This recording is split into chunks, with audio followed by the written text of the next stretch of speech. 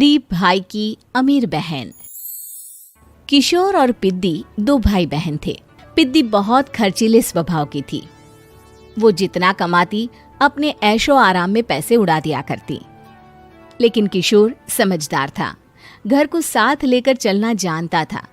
अपनी बहन के जितना कमाता तो नहीं था, लेकिन फिर भी वो किसी तरह घर का खर्च चला लेता था।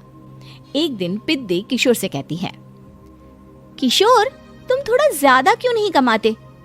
मेरे दोस्त रोज मेरा मजाक उड़ाते हैं। अरे बहन, मैं कोशिश तो कर रहा हूँ। अच्छा सुनो, अगले महीने रक्षाबंधन है, मुझे सोने का हार चाहिए, इससे कम कुछ भी ना लूंगी। अरे दिला दूंगा बहन। किशोर को पूरी रात नींद नहीं आती। उसके दिमाग में बस ये चल रहा था कि उसकी माली हालत इतनी बिगड़ चुकी है, अब वो सोने का हार कहाँ से लाएगा। अगले दिन किशोर सुबह सुबह घर से ये बोलकर निकल गया कि पिद्दी, मैं गांव से बाहर जा रहा हूँ, कुछ दिन घर नहीं आऊंगा। किशोर ने अपने काम के साथ साथ फेरी में कपड़े बेचने भी शुरू कर दिए, जिससे वो ज्यादा से ज्यादा पैसे कमा सके। रात में वो एक बिल्डिंग की चौकीदारी भी करने लगा। अपने काम से थोड़ा बहुत समय निकालकर बस कुछ घंटे की नींद ले पाता था। और कब वो कुछ दिन एक महीने में बदल गए और रक्षाबंधन भी आ गया, पता ही नहीं चला। लेकिन किशोर अभी तक घर वापस नहीं लौटा। जहां वो काम करता था, पिद्दी के नाम का गुल्लक रखा हुआ था। किशोर ने उस गुल्लक को फोड़ा और सारे पैसे इकट्ठा करके एक सोने का हार खरीद लिया। घर में पिद्दी किशोर का इंतजार कर रही थी। तभी किशोर आता है। कहाँ चले गए थे? 4 दिन का कहा था और 1 महीने से पता नहीं कहाँ गायब हो गए थे। मैंने बस एक हार मांगा था और तुमने तो घर ही छोड़ दिया। अरे मुझे थोड़ा काम मिल गया था। कुछ नहीं, सब समझती हूँ, बहाने थे तुम्हारे। अपनी बहन के लिए इतना भी नहीं कर सकते, कैसे भाई हो? चलो यहाँ बैठो, राखी बांधती हूँ। पिद्दी ने किशोर को राखी बांधी। वैसे ही किशोर ने अपनी बहन के हाथ में सोने का हार रख दिया। उसकी खुशी का कोई ठिकाना नहीं था।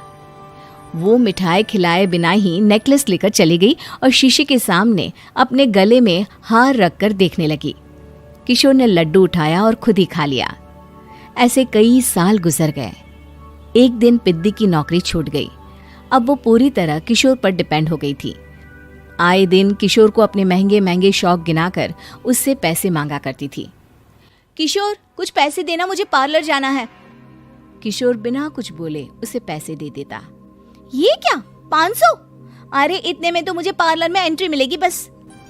अच्छा, देता हूँ ना ज्यादा। अरे कैसे भाई हो, अपनी बहन के लिए इतना भी नहीं कर सकते। किशोर ने जेब से 2000 का नोट निकाला और उसे दे दिया। किशोर गरीबी में रह लेता था, लेकिन अपनी बहन को कभी कोई कमी नहीं होने देता था। बेटा, पिद्दी तुम्हारी बहन है, उसे कभी किसी चीज की कमी मत होने देना और उसका ध्यान रखना, क्योंकि भाई का फर्ज होता है अपनी बहन का ध्यान रखना। किशोर ने माँ की कही ये बात हमेशा के लिए याद कर ली थी। शायद माँ की इसी बात की वजह से किशोर पिद्दी की हर जिद पूरी करता चला आ रहा था। किशोर, आज मैं अपने दोस्तों के साथ पार्टी करने जा रही हूँ, मुझे कुछ पैसे दो ना। किशोर पिद्दी को समझाता है, लेकिन पिद्दी नाराज होकर चली गई और अपने कमरे में सुबक सुबक कर रोने लगी। किशोर अपनी जेब से कुछ पैसे निकालता है और पिद्दी को दे देता है। किशोर खुद कभी अच्छे कपड़े नहीं पहनता, लेकिन पिद्दी को राजकुमारी की तरह रखता। पिद्दी के जाने के बाद किशोर अपने काम पर निकल गया। एक तरफ पिद्दी अपने दोस्तों के साथ मस्ती कर रही थी, तो वहीं दूसरी तरफ किशोर पैसे कमाने के लिए कड़ी मेहनत कर रहा था। कुछ और दिन ऐसे ही बीत गए। एक दिन पिद्दी एक लड़के को लेकर घर आई और उसे किशोर से मिलवाया। किशोर, मुझे इस लड़के से शादी करनी है, लेकिन इनके मम्मी पापा बोल रहे हैं कि उनको दहेज में एक कार चाहिए, तभी वो मेरा और पंकज का रिश्ता कबूल करेंगे। लेकिन बहन, कार खरीदना कोई सब्जी खरीदने के बराबर तो नहीं है। अरे कैसे भाई हो तुम, अपनी बहन के लिए इतना नहीं कर सकते? देखो, मैं ज्यादा इंतजार नहीं कर सकती, तुम्हें 1 साल में मेरे लिए कार खरीदनी ही होगी। अच्छा पंकज, एक काम करो, कल तुम अपने माता पिता को घर बुला लो, मैं उनसे तुम्हारे और पिद्दी के रिश्ते की बात कर लेता हूँ। अगले दिन किशोर के छोटे से घर में पंकज और उसके माता पिता आते हैं। बेटा, तुम्हारी बहन ने हमारी शर्त तो बता ही दी होगी। जी बेटा, तुम तो इतने छोटे घर में रहते हो, दहेज कहाँ से लाओगे?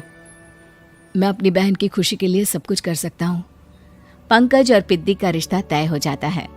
किशोर अब अपनी क्षमता से 4 गुना ज्यादा काम करने लगता है।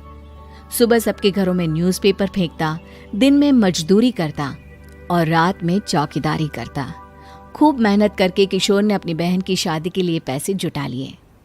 उसने अपनी बहन के लिए कार खरीद ली। जब वो पिद्दी के ससुराल वालों से मिलने गया तो उन्होंने किशोर से और पैसों की मांग की। इस बार किशोर हार चुका था। पिद्दी माफ करना, मैं तुम्हारी शादी उस लड़के से नहीं कर सकता। वो लालची लोग हैं, उन्हें सिर्फ पैसों से मतलब है। देखो किशोर, मैं पंकज से ही शादी करूंगी। क्योंकि पिद्दी ने तो किशोर की बात न मानने की जैसे कसम खा रखी थी। किशोर ने पंकज को घर बुलाया। पंकज, तुम अपने माता पिता को समझाते क्यों नहीं हो? भैया, वो हमारी शादी के लिए मान गए, मेरे लिए तो यही बहुत बड़ी बात है।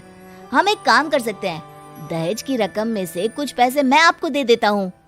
अरे लेकिन समाज वाले क्या कहेंगे? अरे जब दुनिया को पता चलेगा तब ना। अच्छा, कुछ पैसे मैं अपने मालिक से कर्ज में ले लेता हूँ। कुछ पैसे पंकज देता है, कुछ वो कर्जा लेता है और अपनी उम्र भर की कमाई वो अपनी बहन की शादी में लगा देता है। आखिर में पंकज और पिद्दी की शादी हो जाती है। पिद्दी की विदाई के बाद किशोर बिल्कुल अकेला पड़ जाता है। अब उसका कमाने में भी मन नहीं लगता। उधारी वाले रोज घर में आकर बैठ जाते हैं। अरे किशोर, अब तो पिद्दी की शादी को 5 साल हो गए, अब तो हमारा पैसा लौटा दो। चाचा, पिद्दी के जाने के बाद किसी भी काम में मन नहीं लगता। अरे तो हमारा पैसा कैसे वापस मिलेगा? जी, कुछ करता हूँ मैं। किशोर के ऊपर बहुत सा कर्जा चढ़ गया था, इसलिए उसने तय किया कि वो ये घर बेचकर सबके पैसे लौटा देगा। अगली सुबह शहर के किसी साहूकार को उसने अपना घर बेच दिया और सबके पैसे लौटा के वो गांव छोड़कर चला गया। पिद्दी ने शादी के बाद कभी अपने भाई का हाल तक नहीं पूछा। किशोर को फर्क नहीं पड़ता था।